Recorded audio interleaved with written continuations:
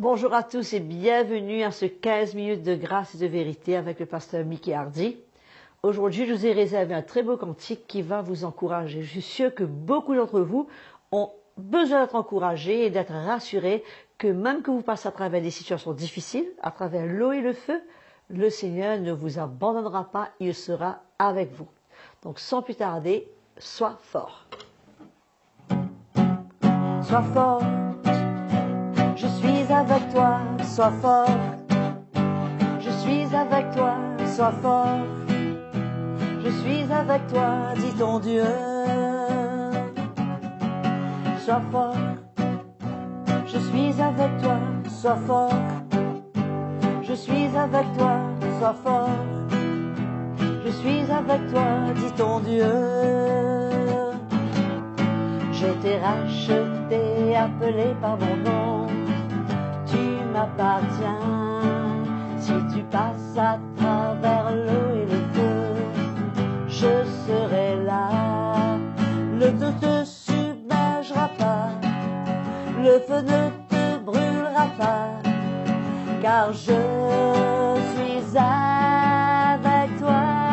Ah, sois fort, je suis avec toi, sois fort. Je suis avec toi, sois fort.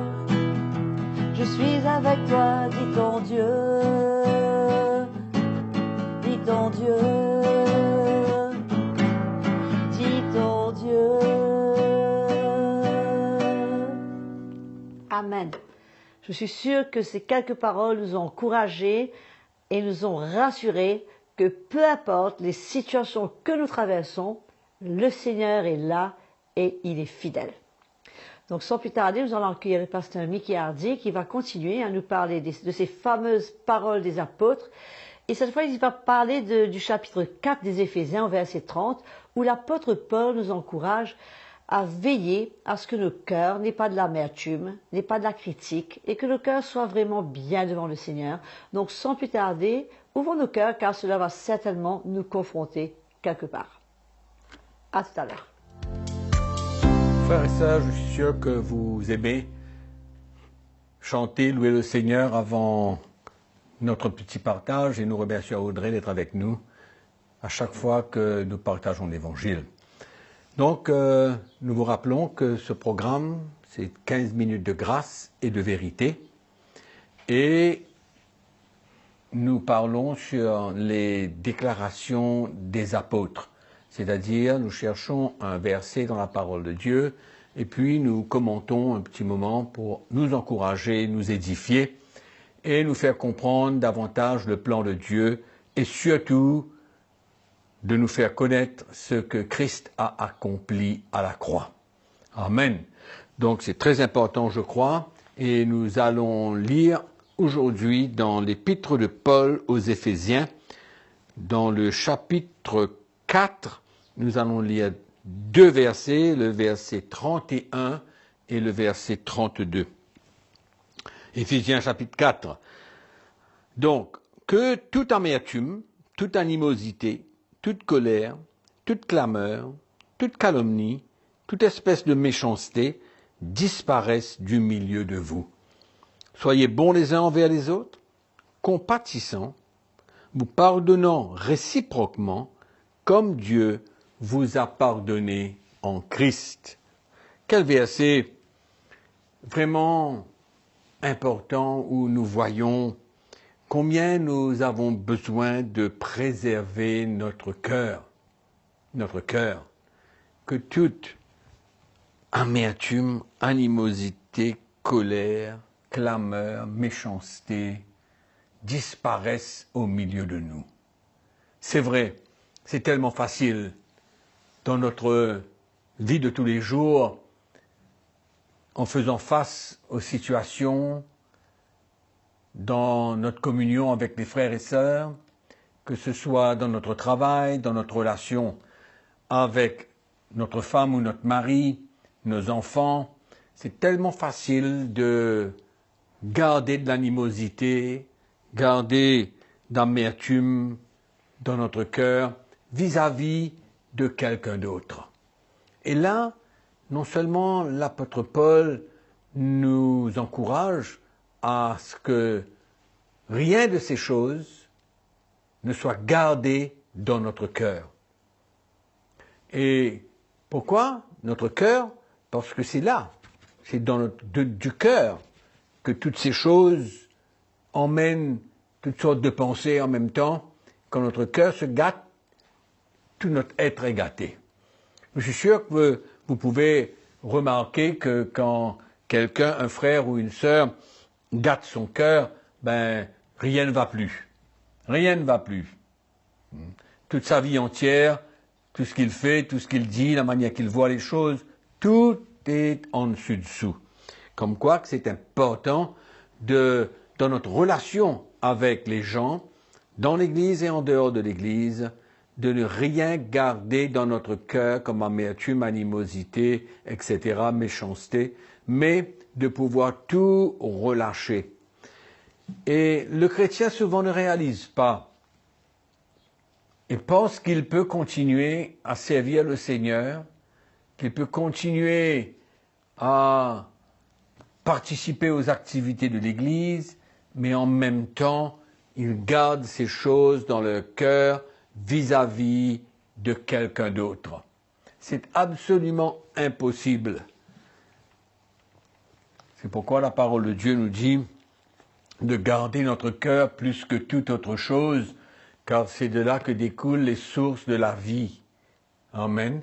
Et Jésus parle même dans l'évangile de Marc, au chapitre 7, nous lisons à partir du verset, allons dire, 21, Marc chapitre 7, verset 21, car c'est du dedans, c'est du cœur des hommes, que sortent les mauvaises pensées, les adultères, les débauches, les meurtres, les vols, les méchancetés, les cupidités, la fraude, le dérèglement, le regard envieux, la calomnie, l'orgueil, la folie. Toutes ces choses mauvaises sortent du dedans. Et cela souille l'homme. Ça le souille. Ça souille l'homme que de garder à l'intérieur de notre cœur toutes ces mauvaises choses. Et l'apôtre Paul dans l'Éphésiens nous conseille, nous encourage à ne rien garder dans notre cœur qui pourrait vraiment affecter toute notre vie. Affecter toute notre vie. Et là, c'est vrai que pour le chrétien, mais même pour les pasteurs, même pour les serviteurs de Dieu, combien on ne doit pas garder dans notre cœur quoi que ce soit vis-à-vis d'un frère et d'une sœur, ou de quelqu'un. Et le verset 32 nous parle du pardon. De la même manière que le Seigneur nous a pardonné, nous avons besoin de pardonner. Amen. Et nous avons besoin de vraiment comprendre la puissance qu'il y a dans le pardon et la destruction de notre vie quand nous ne pardonnons pas et que nous gardons des amertumes, des colères, des animosités dans notre cœur. Donc c'est très très important de veiller. Veiller à ce que rien puisse pénétrer notre cœur et que nous gardions ces choses dans notre cœur, car cela va affecter toute notre vie chrétienne, cela va affecter notre relation avec le Seigneur, notre relation entre frères et sœurs. Donc très très très important que le chrétien ne croit pas qu'il pourra s'en sortir. Oublier, garder ces choses dans notre cœur et en même temps essayer de faire la volonté de Dieu, essayer de répondre à l'appel de Dieu. Non, c'est absolument impossible. Nous avons intérêt à vraiment considérer le fait que notre cœur est l'endroit où résident des bonnes choses et de mauvaises choses. Et c'est l'endroit où, quand ces mauvaises choses sont présentes, cela détruit notre vie. Et aussi la vie des autres. Parce que quand notre cœur n'est pas bien et qu'on garde toutes ces choses, nous avons tendance à aussi parler aux autres, communiquer cela aux autres. Hein. Et dans l'esprit, ce sont des choses qui se communiquent, qui se transmettent. Et donc, ce qui fait que, à la longue, à la fin, on ne construit pas. Au lieu de construire la vie des gens, on les empoisonne, on les détruit. Donc, l'état de notre cœur est absolument important. Ne jouons pas avec cela. Non, ne prenons pas cela à la légère. Que ces quelques paroles que l'apôtre Paul mentionne ici nous encouragent.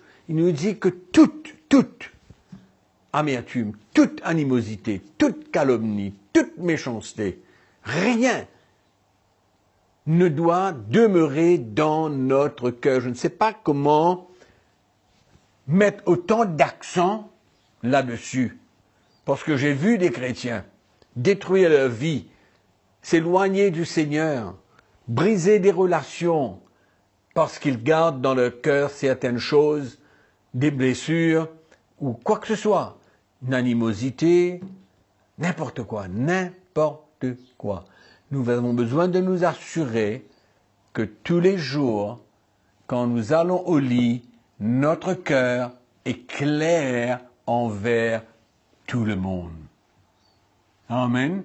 Et à partir de là, il y a une bonne base dans notre vie pour nous permettre de servir le Seigneur, de demeurer dans la paix, de ne pas être troublés par toutes ces choses qui nous fatiguent. Ça fatigue le chrétien, ça le détruit, ça l'emmène à avoir des réactions intérieures où il lutte avec ces choses-là et il ne peut pas s'épanouir. Il ne pourra pas s'épanouir. Ça va être difficile pour lui. C'est pourquoi je veux vous encourager, comme l'apôtre Paul, que rien de ces choses ne soit présent dans votre vie. Quoique ça peut être difficile, quoique, allons dire, dans la relation avec votre mari ou avec votre femme, souvent, c'est là où ça se passe. Souvent, c'est là où ça coille, c'est là où on lutte. Mais je veux vous encourager de prendre votre croix, de pardonner, de relâcher, de ne pas garder quoi que ce soit sur notre cœur. C'est primordial, mes frères et sœurs. C'est un petit enseignement, un petit encouragement de base, parce que beaucoup de chrétiens n'arrivent pas à garder leur cœur et à faire de sorte que leur cœur contient beaucoup de ces petites choses qui rongent, qui sont comme un cancer dans la vie de beaucoup d'entre nous. Donc c'est très important que nous puissions vraiment vivre la réalité de ce texte. Et je lis un verset dans Hébreux chapitre 12 pour juste terminer cette session. Et au verset 15, la parole de Dieu nous dit au chapitre 12 des Hébreux, « Veillez à ce que personne ne se prive de la grâce de Dieu, à ce qu'aucune racine d'amertume poussant des rejetons ne produise du trouble, et que plusieurs n'en soient infectés. » Donc non seulement nous-mêmes, on va être handicapés, mais il y a aussi beaucoup de risques d'infecter les autres. Alors, mais pour aujourd'hui, gardons notre cœur.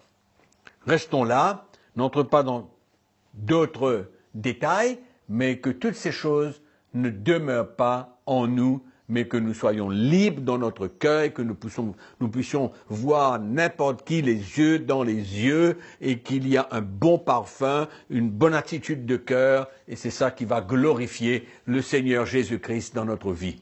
Amen. Que Jésus soit glorifié par notre vie, notre attitude de cœur. Que le Seigneur vous encourage, que le Seigneur, sa grâce, demeure avec vous tous les jours, et nous nous retrouverons dans la prochaine session. Entre-temps, n'oubliez pas que nous vous aimons. Amen.